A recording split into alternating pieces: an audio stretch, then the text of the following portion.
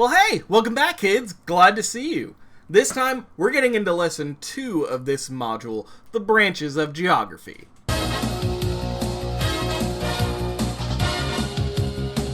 In this video, we're going to look at the big idea that geography is split into two main branches, physical and human geography. Before I get into the main chunk of this lesson, I want to pay some respects in a new segment that I like to call Rad Dudes of Geography.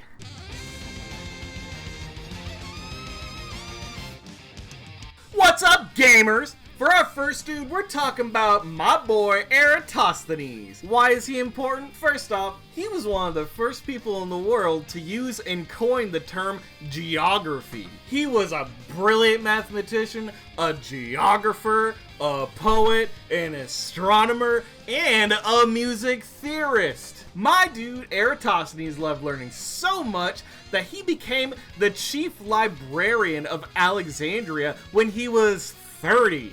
He loved learning so much that he was the guy that basically told scientists, hey, these discoveries are cool and all, but can we please put them in chronological order? Is that too much to ask? Probably the biggest thing that Eratosthenes was famous for was calculating the circumference of the Earth. Now remember, this is well over 2,000 years ago, long before telescopes or most modern tools as we knew about existed. This also helped to prove that the Earth was round, which, by the way, ancient Greeks had already knew that was the truth. Don't at me, flat earthers!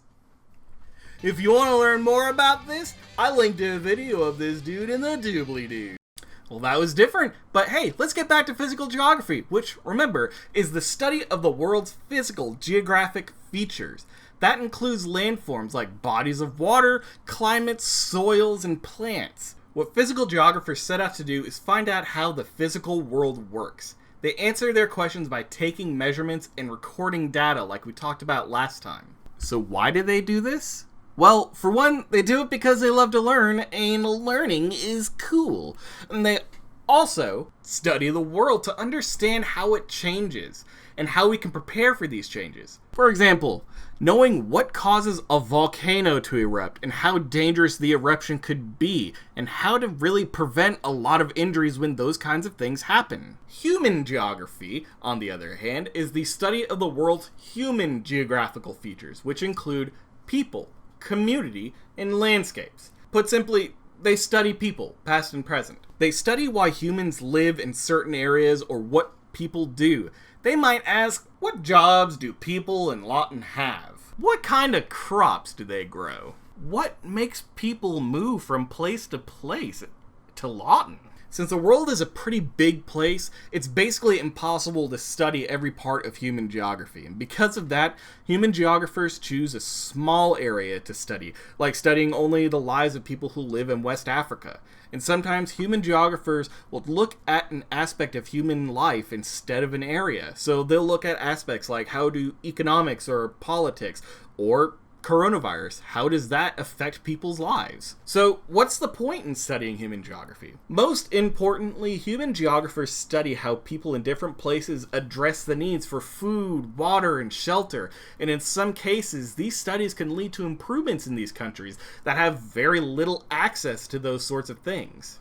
Human geographers can also help to design cities and towns by understanding where people go, what they need, and what should be done to protect the environment around the settlement that they're at. Along with physical and human geography, we also have a whole bunch of smaller branches of this subject that are devoted to studying one aspect of the world. There's a whole bunch of them, so I'm going to tell you in rapid fire style what they are and why you should care about them. Cartography. That's the science of making maps, and this is important because we need maps. We need to understand specific locations. We need to understand what resources are where, how we're going to play in our city, and honestly, on my own personal note, how to get from one place to the other, because I sure don't travel a lot. I mostly just stay home and go to work. Next, we have hydrology, the study of water. I probably don't need to tell you guys this, but water is super duper important to human life. But these guys not only study water in human life, but they also study river systems. They study rain patterns, which can save lives when it comes to floods and droughts. And finally, the last one we're going to talk about today is meteorology, which is the study of weather. Now, contrary to popular belief, meteorologists do not make the weather happen themselves. They are not wizards. They actually predict the weather based on certain patterns that have happened in the past and what they can assume is going to happen based on different factors. To put it real simply, if you woke up this morning and you looked at your phone to see how hot it was or how hot it was going to be, you're benefiting from meteorology. Meteorology helps people plan out their day so they don't get rained on, or they can decide if it's going to be a good day to start wearing my brand new crisp white Jordans. So in this lesson, we learned that geography is split into two branches, physical geography and human geography. We also learned that there are several other smaller branches that go along with it. Next time, we're going to learn about the 5 themes of geography, and I'm going to do a Fortnite dance. Until then, please wash your hands and wear a mask.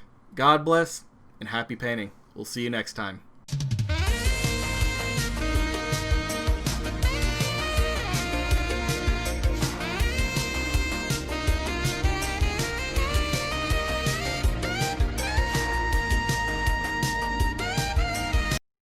And I'm making YouTube for 3 people.